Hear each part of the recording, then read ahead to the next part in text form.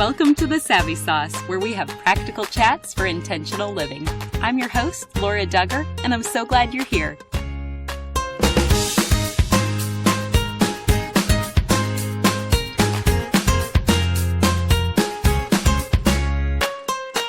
Thank you to the Sue Nyhauser team for sponsoring this episode. If you're looking to buy or sell a home this season, make sure you reach out to Sue at 309-229-8831. Sue would love to walk alongside you as you unlock new doors. Today's message is not intended for little ears. We'll be discussing some adult themes, and I want you to be aware before you listen to this message. The number 4 most popular episode from 2024 is with Shaunti Feldhahn, my returning guest today. She's a social researcher and best-selling author, and she's going to share findings from her most recent project all around the topic of sexual intimacy in marriage. Here's our chat. Welcome back to The Savvy Sauce, Shaunti. Oh, thanks. It's so great to be back with you guys. Well, you've been a guest previously when you spoke about understanding men and women better, but today I'm excited to learn about the discoveries from this fabulous book that you and Dr. Michael Sytsma recently co-authored, entitled Secrets of Sex and Marriage. So let's begin here. Logistically, how did you find people to survey and interview who felt comfortable enough sharing this information? That is the question, right? When I first felt like I was being led in this direction and that God wanted us to tackle this topic, I was like, you've got to be kidding me.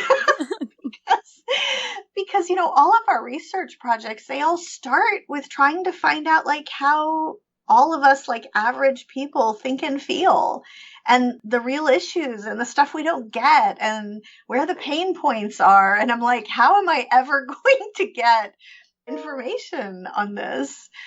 And so thankfully, here's actually what happened. It worked really well. We ended up doing all the normal kind of anonymous interviews that I normally do with whoever is sitting next to me on the subway. Right? Or whoever is next to me on the airplane. But I couldn't do that on this topic because, I'd get arrested. and so what we ended up doing was we did the anonymous interviews over Zoom with their cameras blacked out and with fake names. So Jeff and I did all the interviews together and they could see us, our camera was on. But we couldn't see them. We had no idea who they were. They picked fake names, and some of them were hilarious, Farm Boy and Buttercup, or Wanda and Vision. And it was very sweet, but it allowed people to really share safely, knowing that we had no idea who they were. That's so creative. And I'd love to know, what findings were you most surprised with by this study? Well, it's interesting. I'll be candid. Pretty much everything surprised me. One of the things that we try to do in all of our research projects is dig out the stuff that sort of surprises us average couples. And so one of the things we were focusing on was, what is it that we don't get? Because basically we're trying to dig out the little things that make a big difference, right? And if people already know them, they would already be doing them most of the time. And so by definition, we were trying to dig out the stuff that surprised us that we didn't know mattered. And so I partnered on this survey and on this project with this renowned sex therapist named Dr. Michael Sytsma, who's very, very well respected and looked to as one of the key leaders in the Christian community in this area. So nothing surprised him. He was like, yeah, heard that a million times. But everything that we included actually surprised us.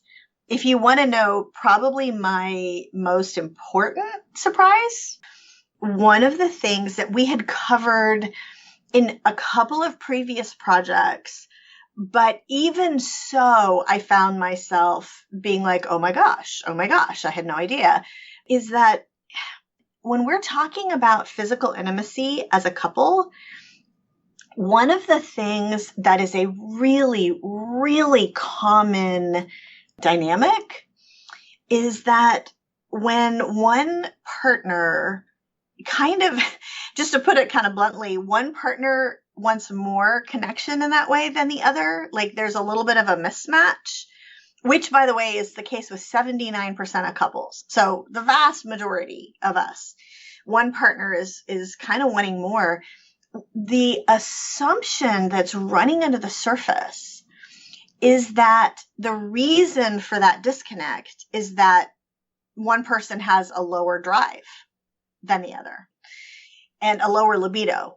And that could sometimes be actually an accurate thing, that they have a lower drive. But we found that most of the disconnect isn't because of that. And one of the most important surprises to me is that within most couples, you're working with two different types of desire. And most of us don't even know that's a thing. And so that to me was the biggest aha moment. And I can explain the two different types of desire if you're interested. Yes, please do, because these two types of desire manifest in the reverse order. So it's fascinating. It really is. It's crazy. So, and like I said, we had covered this a little bit in For Women Only and For Men Only, but we went much more in depth in this topic in this research project and learned all these things about the physiology that were just, whoa, so helpful to know. Basically, if you think about it, the version of what we think desire is what we see kind of in a movie. It's the Hollywood idea where the guy and the girl kind of look at each other and there's a spark, right? Mm-hmm. And they both have this sense of hunger for this. And, they start kissing and pretty soon the clothes are off and they're in bed. That's the normal, what you see on the screen. And for many of us, it doesn't actually work that way. And so we think something's wrong, or our spouse thinks something is wrong. And what we found out is that usually there's nothing wrong. I mean, yeah, sure, some people might have medical issues or whatever, but most of the time it's these two different types of desire. And that sort of Hollywood version where you feel that sense of hunger and you want to connect, that you could call initiating desire. But there's a second type of desire called receptive desire. And the person with receptive desire generally actually has to decide to get engaged sexually. What we found physiologically is that literally the desire works in the reverse order in the physiology, where that person decides to get engaged, and then once their physiology starts getting stimulated, then they start feeling that desire that maybe their spouse felt 5 or 10 minutes ago. And that right there, that one aha moment, because that is the majority of couples. One partner has initiating desire and one partner has receptive desire. And actually understanding that is wow, it makes such a difference, because then neither of us feel like someone's broken. It just is so life-giving once we understand this. Yes, because you make so many great points in that section about anticipation time, kind of waking up that receptive partner. And possibly one of my favorite quotes of the book, just because it was summed up brilliantly, is where it says, in general, for men, desire leads to sex, while for women, sex leads to desire. Yep. And that is the case for the vast majority. Now, there are always exceptions, right? One of the things that was really interesting is that 73% of women have receptive desire, but 24% have initiating desire. And so, it's about this 1 in 4 thing. There's an exception. So some of the women listening to this are going to recognize more of the initiating thing, for themselves. But for most of us as women, it really is life-changing to realize I am not weird. I am not broken. And also, if we happen to have that receptive desire and our spouse happens to have that initiating desire, it's encouraging to our spouse too. because many wives told us that their husbands, they thought that they just weren't desirable enough. Like there's something wrong with them, that their wife just isn't as interested. And one of the things this allows us to do is to tell all the initiating desire people out there, which is, usually going to be the husband, but not always, is that just so you think, why isn't my spouse interested? Well, interested is an initiating desire word. Your spouse is interested, but that interest isn't activated until after they get going. And so they're making a decision knowing that it will be good eventually and wanting to connect. And actually, that should be encouraging as well for all the initiating desire spouses out there. It's not the hunger that maybe they want us to have, but that hunger will arrive down the road. Well, and it's just incredible how you've articulated this in a really practical way so that it's a book that couples can just read, maybe not even a chapter at a time, out loud with one another. And I love how it's even brought in this third type of desire, which is intentional desire of, okay, it's been a little while. We've been really crazy with the kids and our schedules, but we know this is good for us. So we're going to pursue one another regardless of our actual desire. Intentional desire is sort of, it overlaps with the others. And it's basically, I want to want this, right? Like it's kind of like a couple years ago, I unexpectedly found out that I have breast cancer. And I had to go through all of the treatments and everything. And they caught it early. It was fine. But one of the things that we realized pretty quickly is that my normal eating habits needed to change. And they needed to be more intentional, right? Like, because I'm always on the go. I'm always running from an airport to speak at a women's group somewhere or whatever. And so I'm running through a fast food place. I'm like, okay, I don't actually want to eat healthy, if I'm really honest. Like I love sugar. Mm-hmm. And I'm actually very happy with running through a drive-through. But no, I want to eat healthy. And it's sort of an intentional thing. And then I'm glad I did. And actually the last, year or two, now I'm so glad that I've started to eat more healthy to try to get my weight back in balance and try to get my health back in balance and prevent the cancer from coming back, that now I'm actually enjoying it. And I don't want to stop. And it's kind of that same thing when it comes to our intimate life, is that intentionality for many people, it actually stimulates that desire. Now, for some people, it's just always going to be a choice. But for many, when you want to want it and you sort of take steps towards it, then the chemicals get engaged and then you want it more and it becomes a positive cycle. I love how you share all of that, because I think God really does meet us there when we give that to him and say, okay, to be honest, I don't want this right now, but I want to want this. Can you help me? Yep. And when something good like that, he does provide that strength. So thank you for sharing that story. And I'm so grateful that you are in remission from cancer. Oh, thanks. I appreciate that. And now a brief message from our sponsor. With over 28 years of experience in real estate, Sue Nyhauser of the Sue Nyhauser team is a RE/MAX agent of Central Illinois, and she loves to walk alongside her clients as they unlock new doors.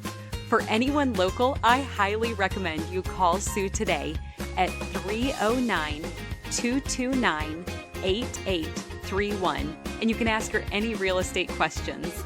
Sue lives in Central Illinois and loves this community and all that it has to offer.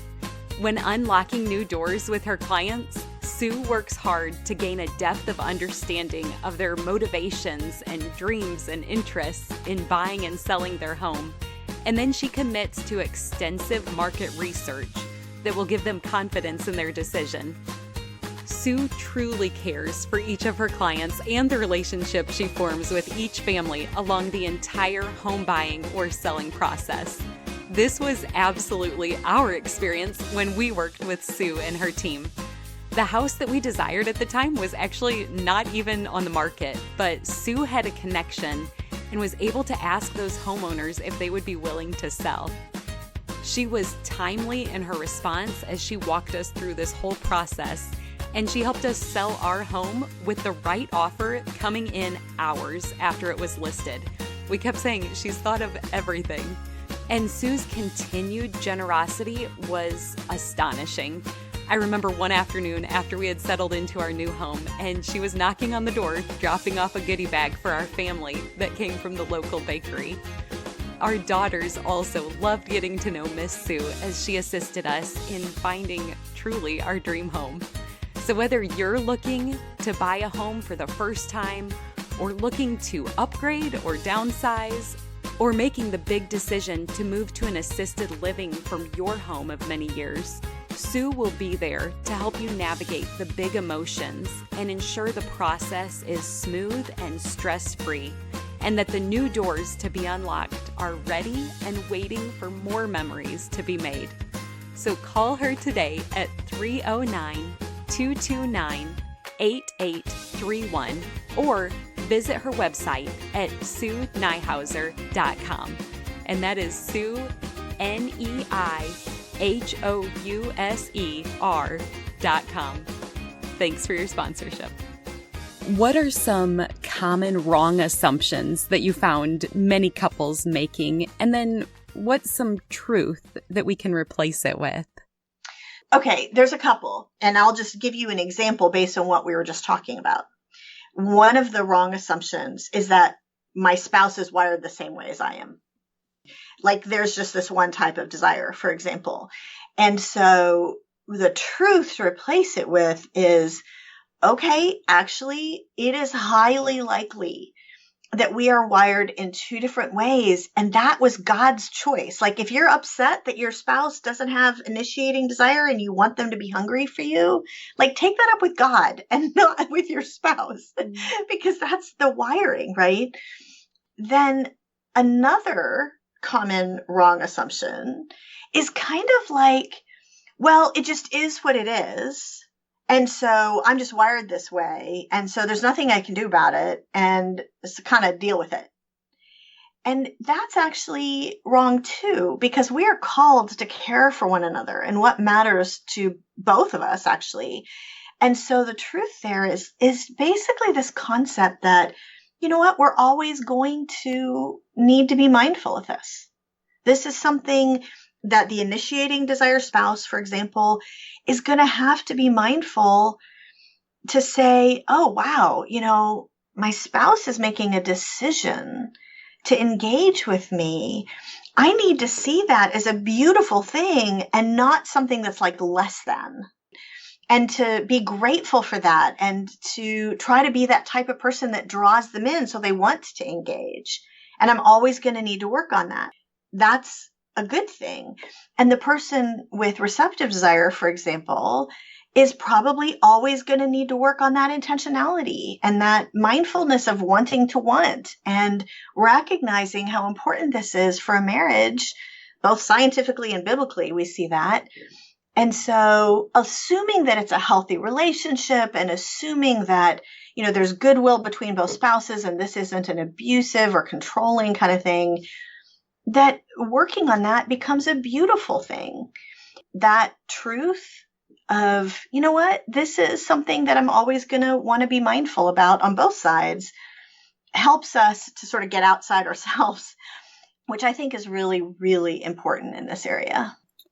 And with that mindset, you also conclude solutions do exist. And I think that gives everyone hope and hopefully some motivation to seek help in this if this is an area of struggle beyond what you're saying, that we need to always be mindful of this and working on it. Yes, exactly. Well, in marriage, then, how can we use our wiring differences to create a dynamic love life?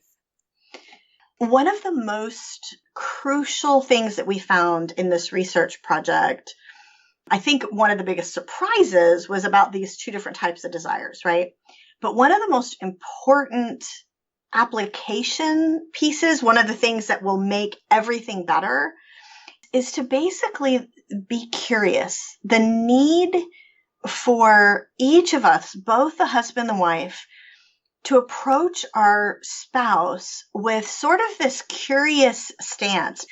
One of the things we found actually statistically is that it's really common for us to just kind of go on autopilot, sort of, and make some assumptions about one another. And we're running around with all the different things of life and the kids and work and, whatever is going on. And so we're kind of operating based on this day-to-day sense of, and I hate to say this out loud, but this day-to-day sense of sort of cluelessness. It's like we're just going about our day and we're no longer curious like we were at the beginning in our relationship. Or even worse, actually, and this does happen, and this is a damaging thing, is sometimes we've veered over, we're no longer not just not curious and kind of clueless, we've sort of veered over into critical, where something is wrong with you, right? Or the eye rolls, or, I can't believe you said it that way, forget it, or whatever, like that kind of critical stance. And those two, the critical stance and the, what you might call the clueless stance, are both really actually destructive to the marriage as a whole. And one of the things that changes a lot, we found statistically, is that if you can snap back into that curious stance that you definitely had at the beginning, like, okay, what matters to you? And I'm talking about big picture marriage stuff, not just in the bedroom, right? Like, why is it that when I said such and such, I'm curious, why did that make you so upset? Like, what was going on in your mind and your heart when I said that about, like, why did you let the kids run around outside without their shoes? Like, why did that make you upset? And then it's like, your spouse is articulating something like, well, I've been with them all day, so you could do your work thing, on Zoom, and they were having so much fun. And here I was feeling like you were criticizing me for this one thing instead of saying, thank you for taking the kids all day. Oh, okay. Got it. Sorry. Like I wasn't thinking. And that's that curious stance of what matters to you? What do you feel about this? That's for everything in marriage. But then when you apply that, especially to your intimate life, and especially about what are you thinking and feeling, here, what matters to you? What makes you uncomfortable and why? That kind of stuff, it really improves everything because it's basically an antidote to cluelessness and to criticism and contempt and just a bunch of other things that cause issues in relationship.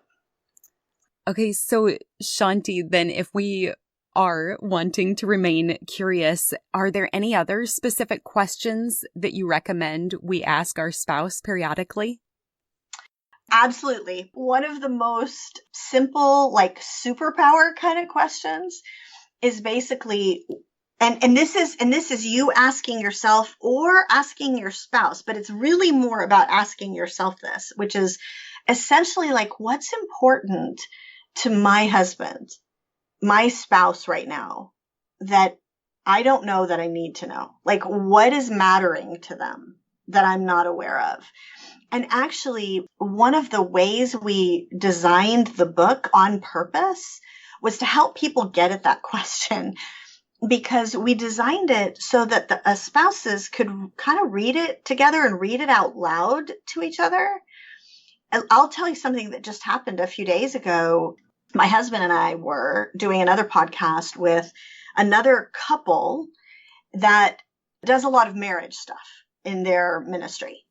And on their podcast, one of the things that they told us, which was so encouraging, was they said that they had gotten our book because, probably like with you, our publisher sent a copy of the book so you could look at it and the producer could decide whether they wanted to have us on for the interview. And they said, oh, you know what? We have had this practice of taking just, whatever book for several months and reading it out loud to one another in the evening. And often, we'll read 3 or so pages a night and just talk about it. And they said, we started your book as our book that we're going to be reading for the next few weeks or whatever. And they said, we're not getting 3 pages a night. We're getting like 3 sentences a night. because we start, saying, is this you? And the other person is like, yes, that's me. And the other person is like, what? Tell me about this. And so that of getting at what is important to my spouse right now that I need to know, that really is this superpower question that will help improve everything in marriage. I love that. You're right. Sometimes the best questions that are going to unlock deep conversation are really the most simple. So that's a really helpful application for today. And were there any other surprising discoveries that we haven't discussed yet? Oh, I'll tell you another sort of surprise that was a really interesting one for me, which was that, okay, this is going to sound really weird, but I'm going to say it anyway. Most couples don't actually realize that one of the reasons for disappointment, how that sort of dynamic where somebody thought something was going to happen tonight and then it doesn't, and then the other spouse feels like this pressure, like, wait, you were expecting something, that kind of that disappointment and pressure dynamic. Well, it turns out one of the reasons for that is that we just don't have a good process for initiation, which people listening to this are probably like, what are you talking about?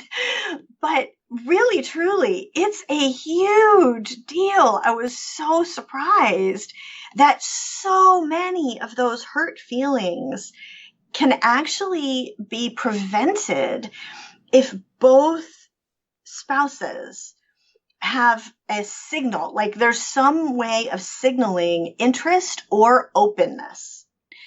Like one of the things that I thought was hilarious was I was talking to our co-author, Dr. Michael Seitzma, and he was telling me something that had just happened in his therapy office recently, where he had a couple that were really, really disconnected around this area. And the husband said, my wife just doesn't ever want it. Like she's just never interested. And his wife said, well, yeah, I am. I mean, I may not feel it at the beginning, but I know I will when I get going. And so, I'm open to it. And he's like, but you never show me that you're open. And she said, last night we're sitting on the couch watching news and I put my hand on your knee. and the husband was like, that was you initiating? And it was this thing where they just had never talked about, like, what are the signals? What are the things that we know means I'm open, I'm not, I'm interested, can we do this another night? In a lot of couples we found in the survey, the vast majority, and this was a nationally representative survey, the vast majority had no signals. But the ones that did were far more likely to connect.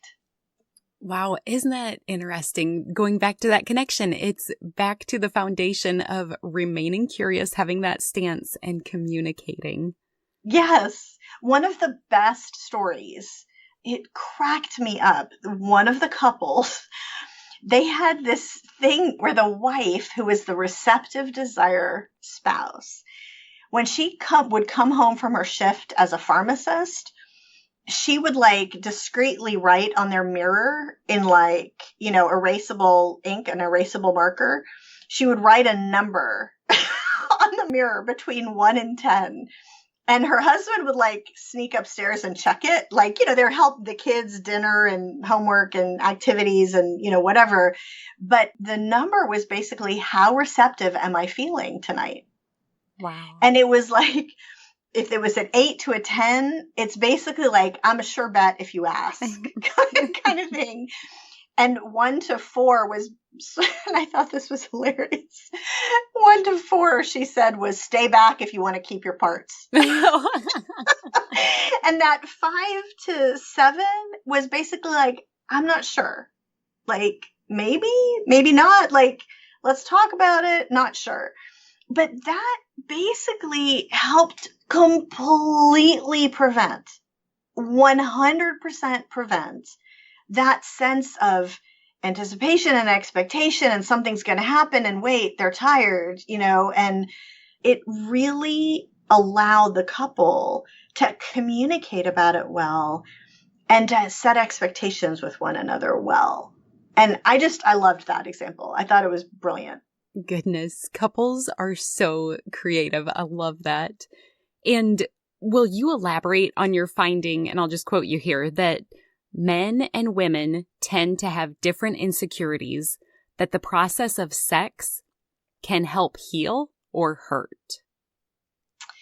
Yeah. So going all the way back to the research on For Women Only about understanding the inner lives of men, and For Men Only, which is helping men understand the inner lives of women, one of the least understood things that often causes problems, and this, by the way, causes a lot of issues in a lot of areas of marriage, not just in physical intimacy, but it has a direct application here, is the reality that for most men and for most women, and I'm talking about, depending on our survey, it was somewhere in the 75 to 85% range for men and 75 to 85% range for women, which means, by the way, again, there's that exception quotient, right? Mm-hmm. But that we tend to have different primary insecurities and vulnerabilities and self-doubts that are running under the surface.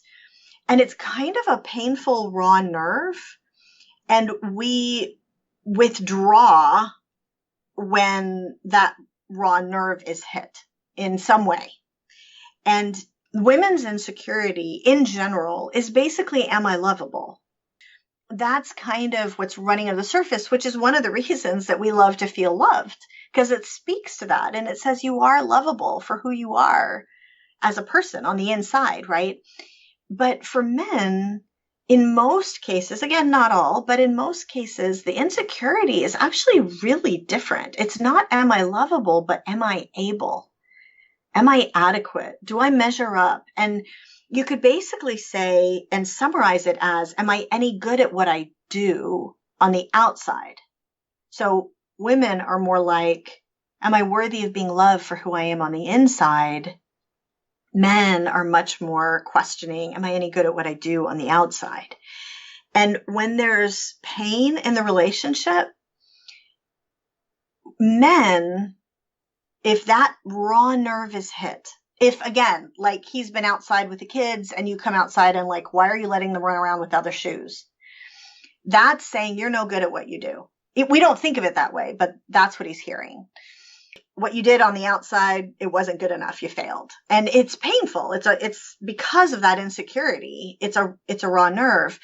And if a man feels that self-doubt and that vulnerability regularly hit, he tends to kind of pull back emotionally. He shuts down. He becomes passive. He stops talking.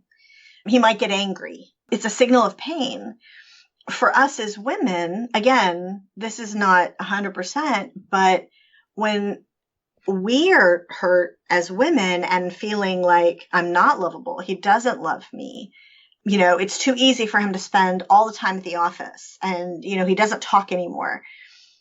We withdraw not just kind of emotionally, we actually withdraw sexually in the bedroom. We're not going to be as open. We're not going to be as interested.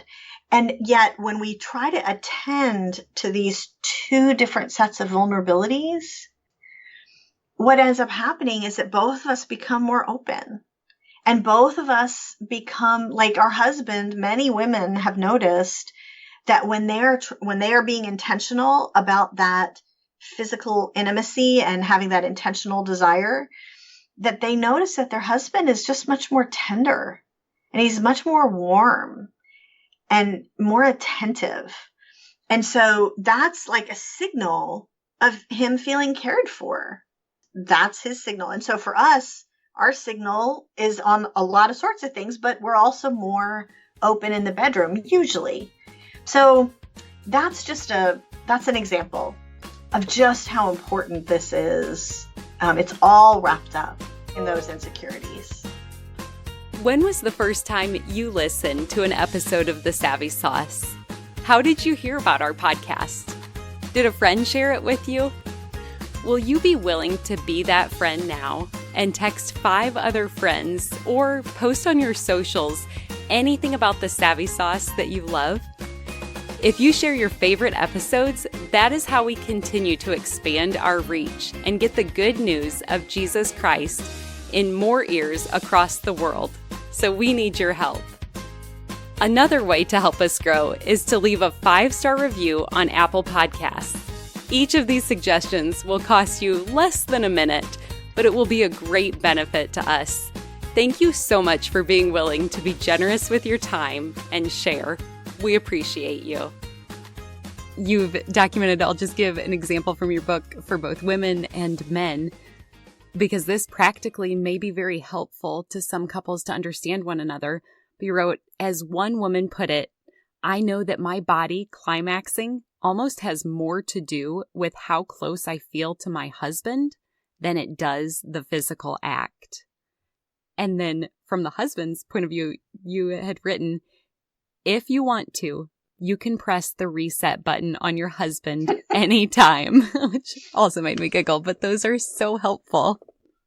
Yeah, it's interesting. And it's also controversial to some degree because some people say, are you talking about manipulating him with your body? Like, that's what some people are going to hear from that. And the reality is actually not the way you're thinking, because this is where both people want it this way, where he is longing for connection in that example, and you want that connection as well. And just recognize is that this actually speaks in a very deep way to that question of, am I able inside that he has?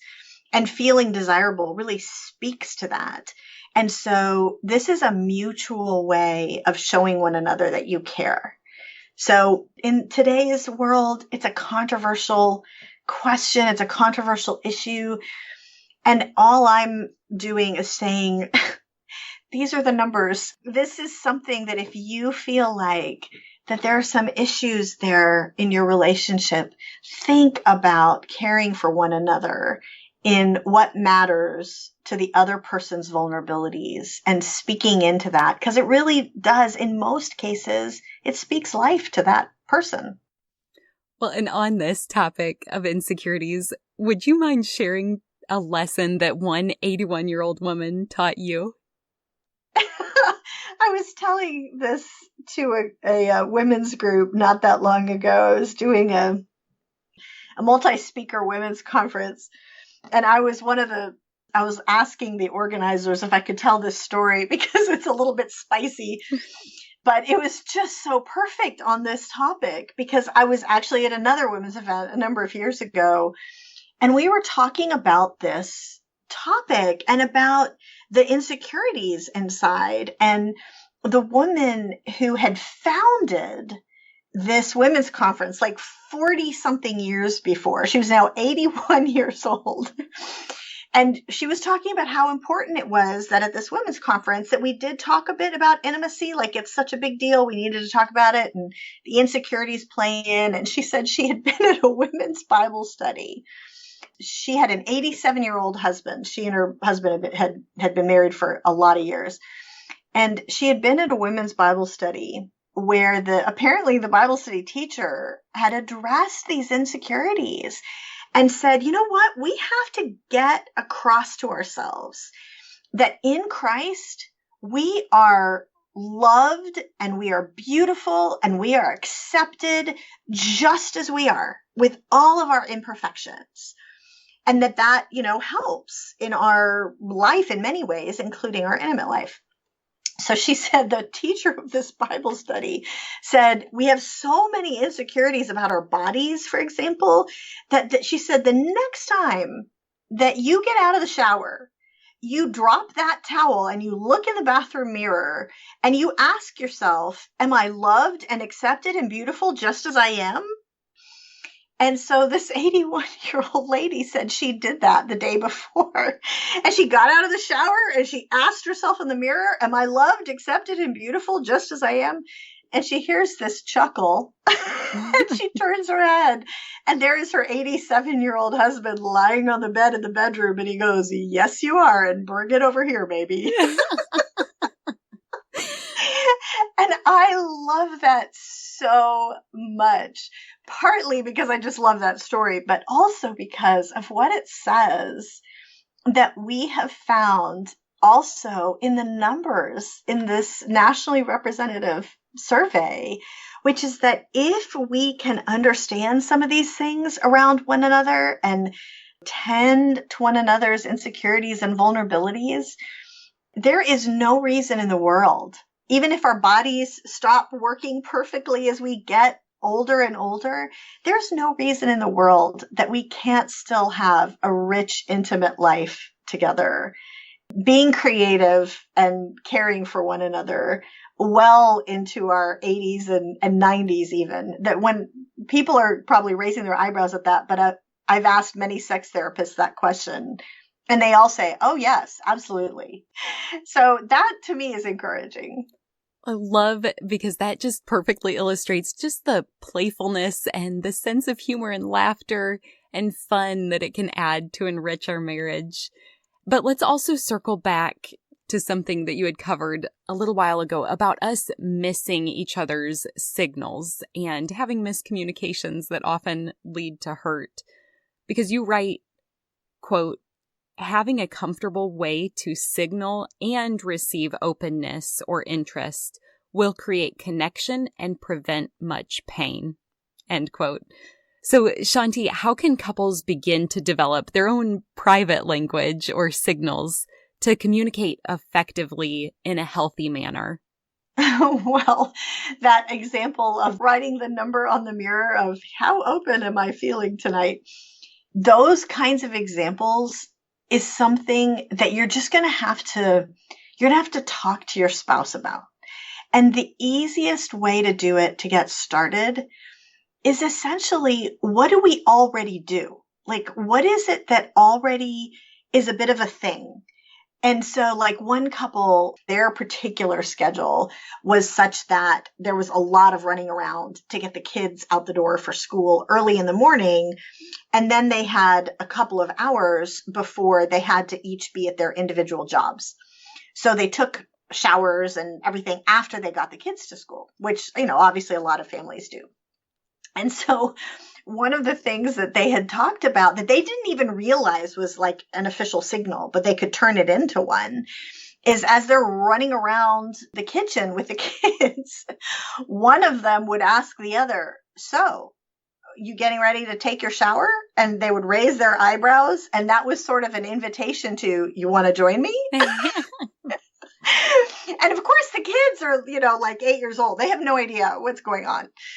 But that was an example of something that they didn't realize was a thing. That was when we started asking them, like, how do you know whether you want to connect or not? That was the kind of story we heard and realized, oh, wait, that could become an official example of, as opposed to just when it happens occasionally. And so it's that kind of stuff that you're developing your own private language in order to communicate well. Now, let me just say, and this is really important, there are going to be some couples that have like significant heartache and pain in this area because maybe the communication is broken down, maybe the relationship has broken down, maybe there's been trauma that has kind of gotten in the way, and you think it's a bridge too far to try to figure out how to get some sort of signal going that we already are doing because we're not doing anything. That's an example of where if there is some significant pain that has been built up, there's maybe some work that has to be done first before you go into that. And sometimes the work is just, reading the book out loud to one another and going, "Oh my gosh, I had no idea. I'm so sorry." Like understanding one another more, getting curious, like we talked about. But sometimes it's really important to say, you know what? There are some pieces of the puzzle here that we need somebody to help us figure out. We need to be able to figure out how to communicate more effectively on this. and to go see a counselor, go see a therapist, even if it's just for a few visits, to be able to say, we have some issues in communicating, especially around this area, but really all areas that we need to figure out in order to get better in the more intimate areas of our life. So that's something for people to just be aware of, is that there are things that you can do, but you do actually, in some cases, have to do them before you can connect well. That's such a good word, because help is available. And so some couples listening may absolutely be benefited by seeking that out. And if anybody wants to learn more from you after this conversation, where would you direct us? So probably the most important starting point, we actually, and when I say we, I mean Dr. Michael Seitzma and me and Jeff, we created a website called secretsofsexandmarriage.com. So it's the exact same as the book title. So secretsofsexandmarriage.com. And one of the things that we were, and still are, we're continuing to add to it all the time, that we were doing is wanting to build up a central resource, I guess, so that if people are like, oh, wow, I recognize I need a little help in this area, or, what about my husband has a problem with pornography, or, well, we're not having sex as much because I have like significant sexual pain, or stuff that's more specialized, right?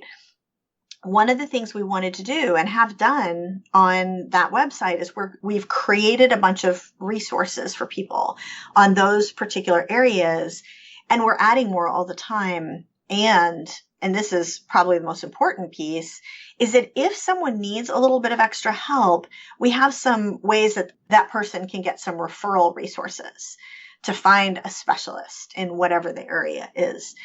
Because that's the thing that's really encouraging. Just so you know, like, there is no reason in the world that most of these problems can't be solved. Like, most of them absolutely can. And that was one of the most encouraging things about working with a sex therapist on this project, is stuff that I saw as like, oh my gosh, that's a really big issue. He's like, no, we deal with this all the time. It's fine. So that's helpful and encouraging. And often something can be started, even if only one partner wants to start it, and just get some counsel and advice. It's so good. We will certainly link to all of that in the show notes for today's episode. And additionally, we have at least 50 episodes that are free on the Savvy Sauce that do discuss all of these different areas of sexual intimacy in marriage. So I will add links to those as well. But just for fun, Shaunti, are there any funny family stories? Because there were 3 out of the 4 members of your family that were working together on this project. Is that right? Oh my gosh, I do not know how you found that. That was hidden in the acknowledgments of the book. Yes, there is a funny family story, because Dr. Mike and I, after we do all the interviews and the anonymous interviews and whatever, we always do these big surveys, right? These nationally representative surveys. We get really good data. It's really expensive. And this data is purchased at a cost, basically. And so, like, for this project, it was a $120,000 project. And so the analysis of this precious data becomes really important. And we had a PhD graduate student working with us to do a lot of the number crunching and, do a lot of the analysis, because we could do it, but, we just don't have time to do that and the writing and some other analysis and all the other stuff we were doing. So we had this graduate PhD student working with us, and we get the data in, and about a week later, I mean, it's not funny, but a week later, she has this like family emergency where she has to move back to where she's from because her dad, I guess, had a stroke or needed a lot of medical attention, and they needed her help. And she said, I'm so sorry. Like, I'm not going to be able to work on this project. And we're like, oh my gosh, this is May. And so by now, there's no way to find somebody else who could do a summer job, because this is basically a summer job for a graduate student or whatever. And there's no way that we're going to be able to find somebody who's that good And we have the book to turn in. Like, this was devastating. And so I'm like, and I asked Jeff, I'm like, what are we going to do? We don't have anybody to analyze the data. And he kind of looks at me funny and he says, I think she's living upstairs.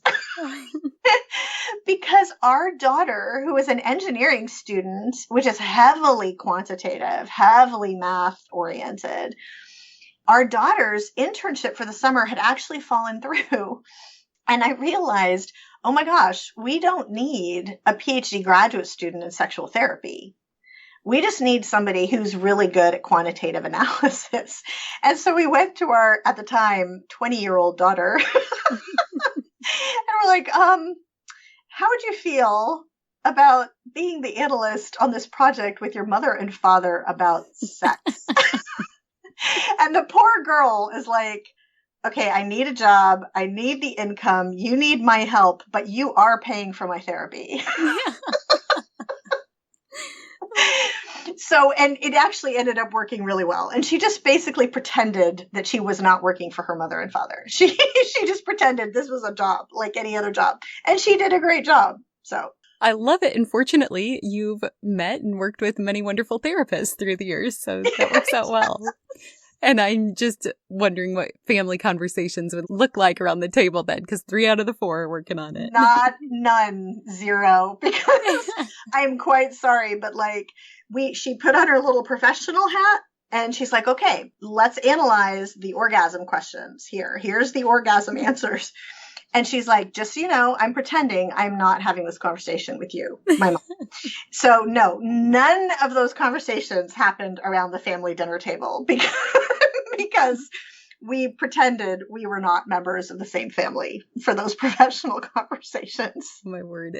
Thank you for giving us a glimpse into what that would actually look like. That oh dear, yes. Definitely provides some laughs. And Shaunti, you already know that we're called the Savvy Sauce because savvy is synonymous with practical knowledge. So as my final question for you today, what is your Savvy Sauce?